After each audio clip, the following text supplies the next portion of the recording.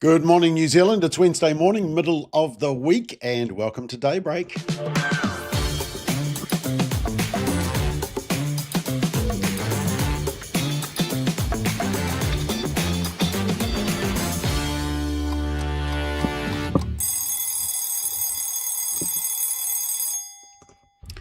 Yes, it's the 17th of September, Wednesday morning. Good morning to you. I'm just, lubricating the throat with nice cup, isn't it?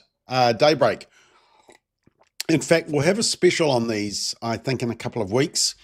As I said, there are Daybreak and there's solid ground cups with Simon O'Connor. Unfortunately, I put Simon's wife in charge of selling the cups at our conference, and the solid ground ones all sold out, apparently, but the Daybreak ones didn't. Although, now don't tell Simon I said this, but when I got back to the office, I checked in the Daybreak box, and there were some solid ground cups in there. Yeah, breaking news.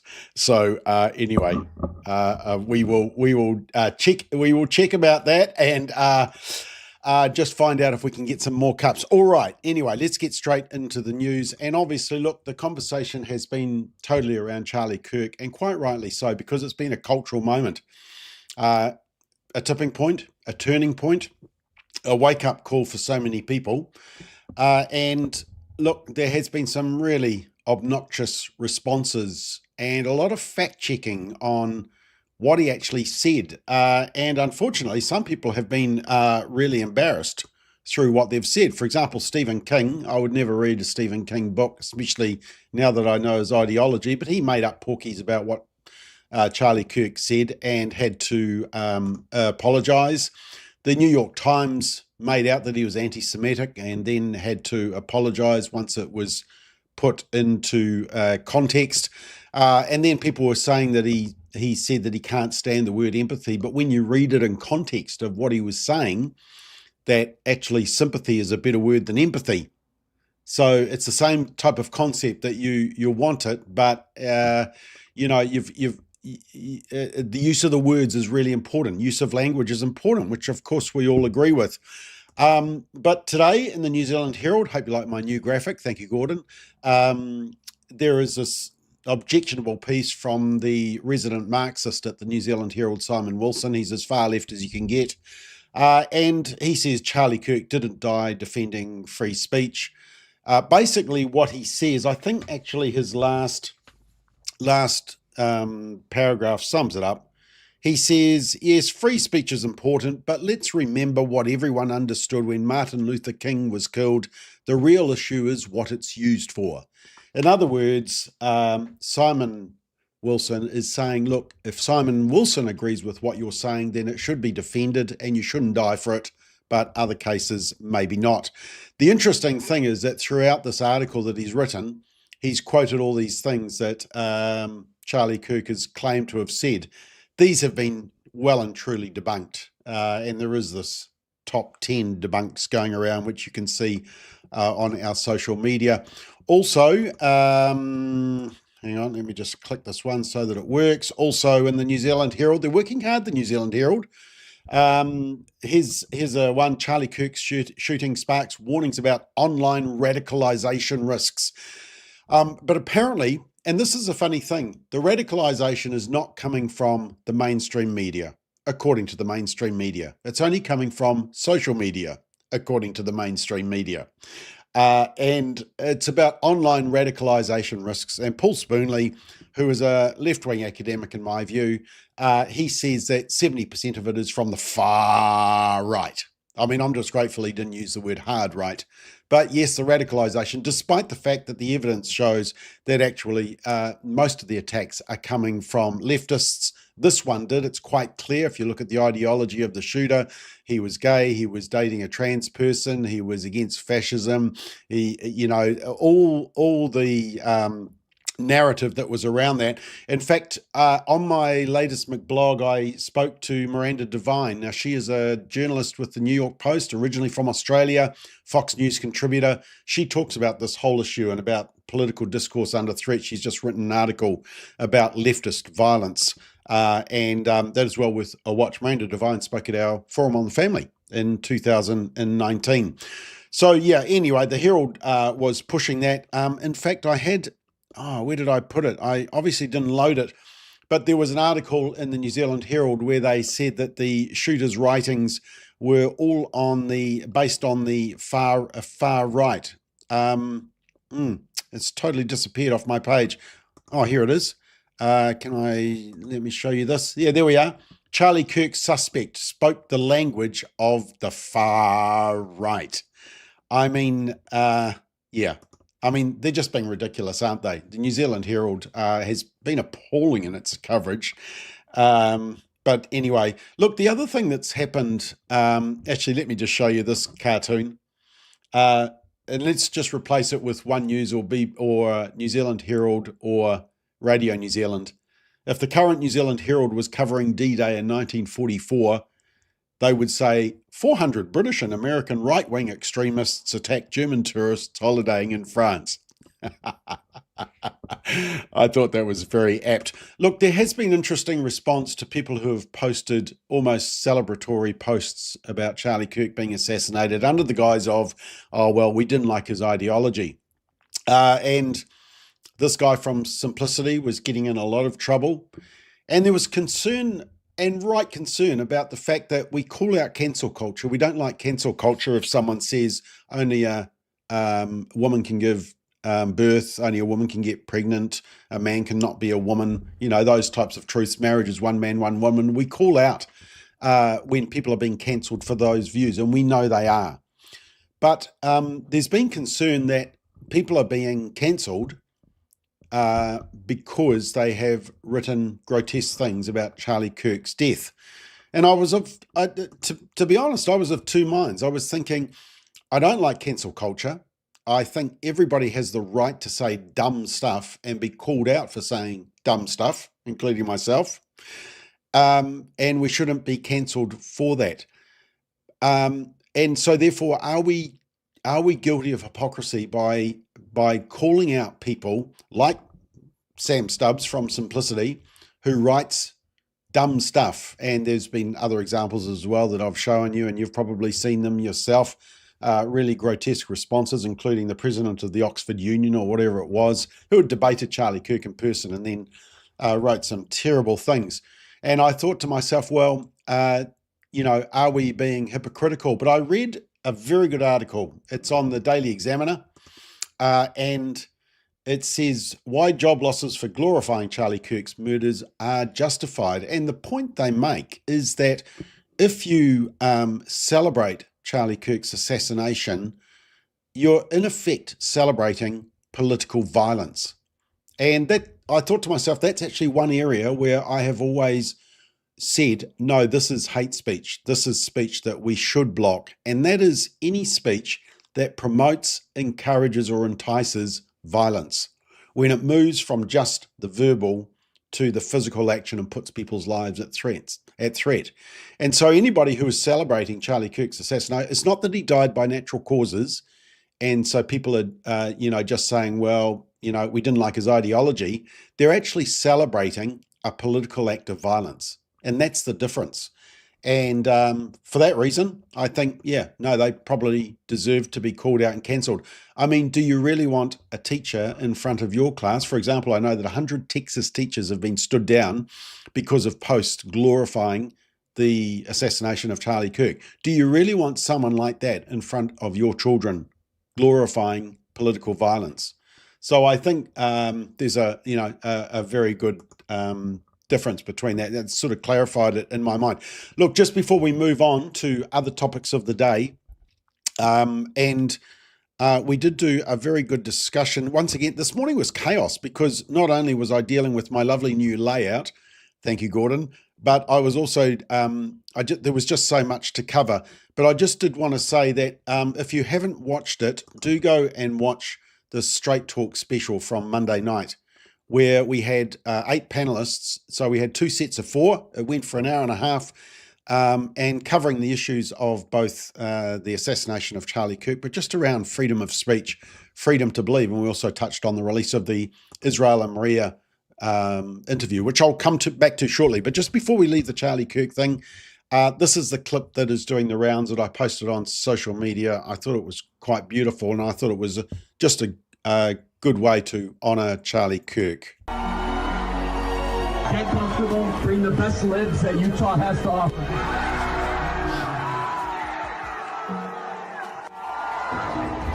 Counting or not counting gang violence? Great. If you thought that my husband's mission was powerful before, you have no idea. You have no idea what you just have unleashed across this entire country and this world. You have no idea.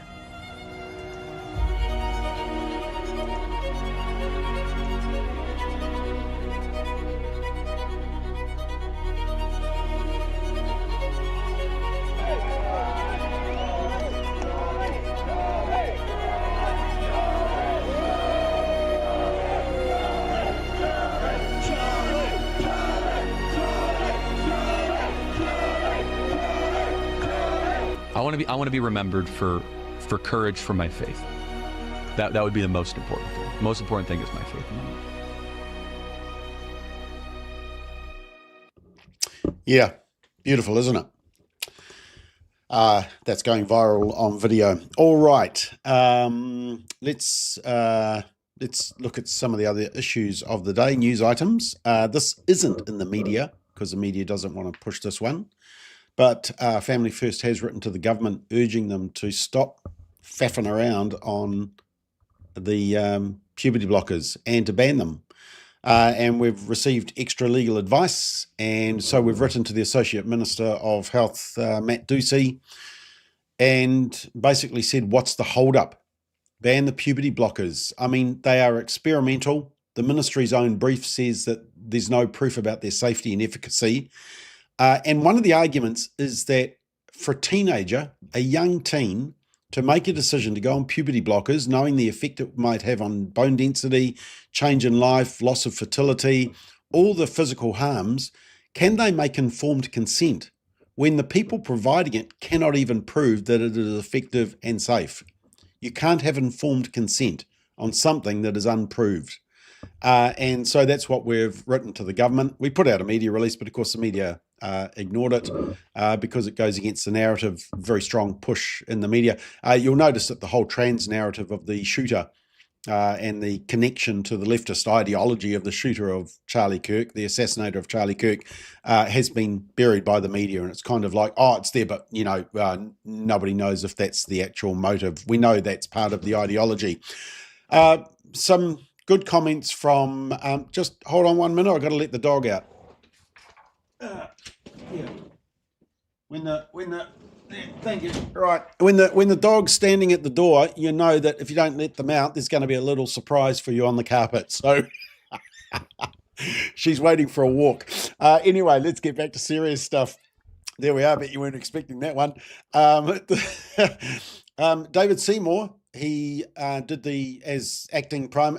I'll give him credit where credit is due, right? You know that I disagree with him on a lot of stuff, and he probably doesn't like us that much, but I'll give him credit where credit is due.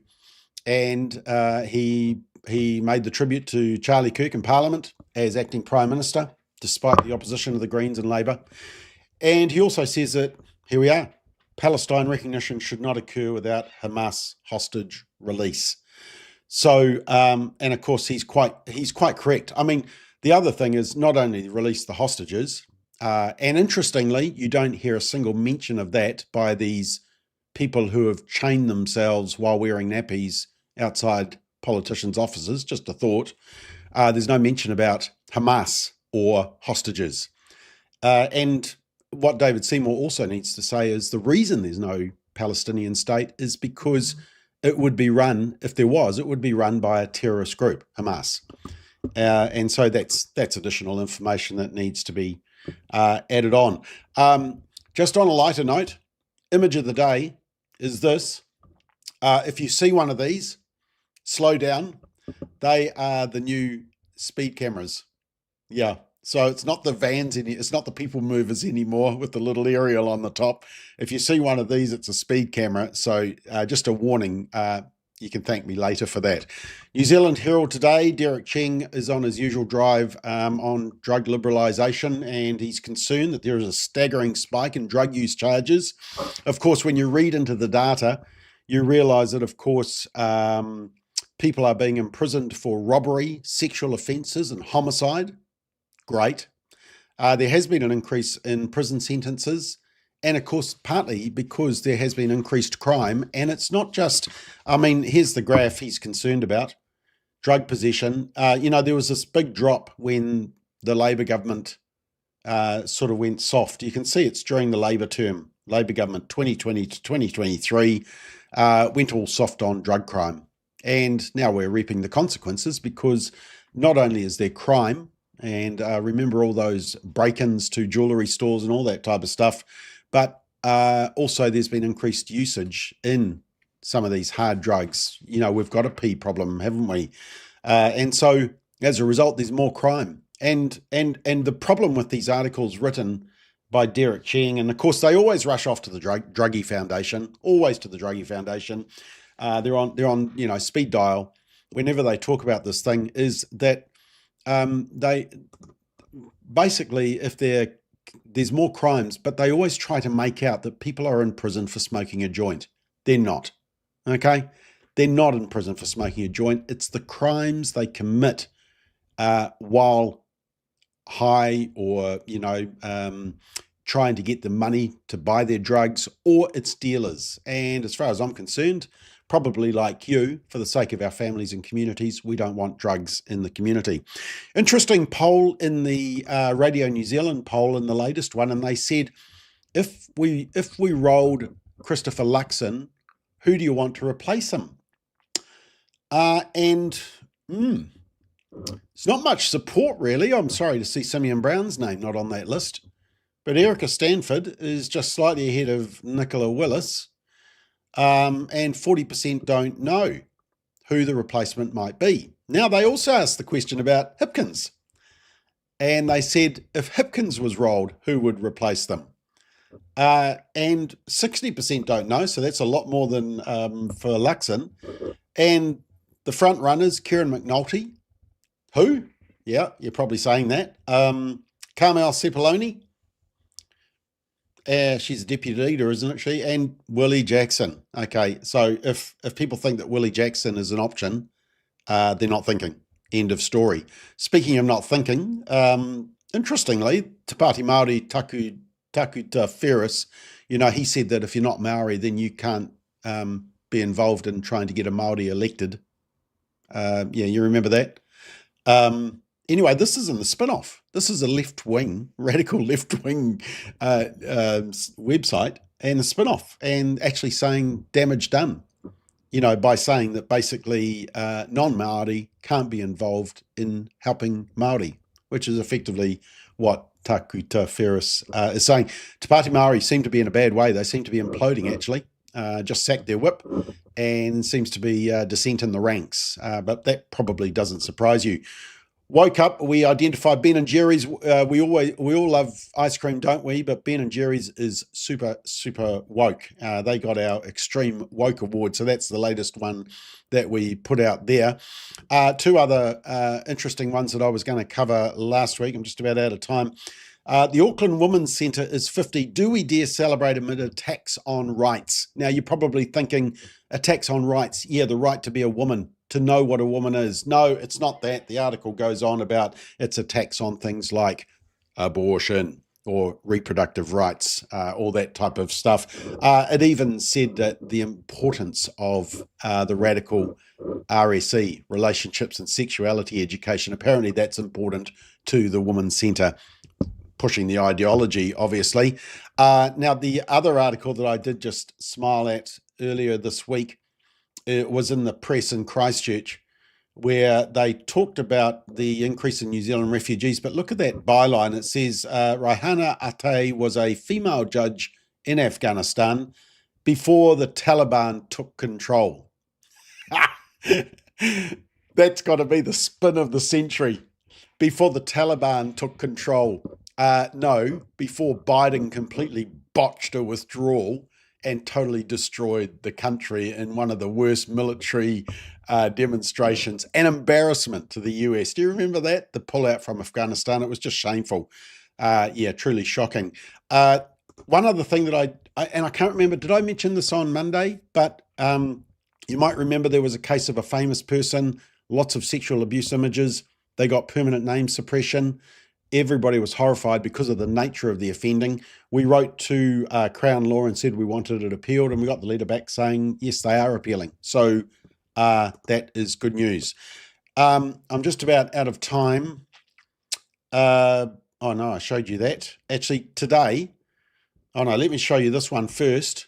This has topped 100,000 views in just 40. Oh, when did we release it? Monday morning. What's today? Wednesday. 48 hours. Thank you. Bit of maths there. 48 hours. More than 100,000 people have watched this interview. And you'll notice that the media, very quiet. The media couldn't get enough of Israel Folau, remember?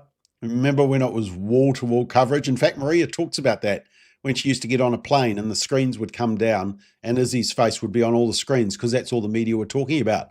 Well, suddenly we get to hear Israel and Maria's side of the story and the media, and that tells you everything, doesn't it? So make sure you watch it. It's available. Just go to familyfirst.nz and you'll see it big and bold there, and watch the interview, getting amazing feedback on it. And it's you know, it's the scriptural principle that you hear one side and you think that's correct until you hear the other side. And it's just a beautiful video. You see two beautiful people and me. I'm not the beautiful one. They're the beautiful ones. And it's an amazing one. And today in McBlog, I've just released a McBlog where I actually just highlight 3 bits of the interview, just short clips where they really moved me when I was interviewing them. Right. Have I? Oh, here we go. Let's just a couple of comments to see if I can bring these up. Oh, there we go. No, it wasn't that one. No, okay. For some reason, I can't get my your comments to come through. That's a real shame. Not to Rainish, because that's a good point. I know some of the detransition came to normal and became a Christian. They were indoctrinated.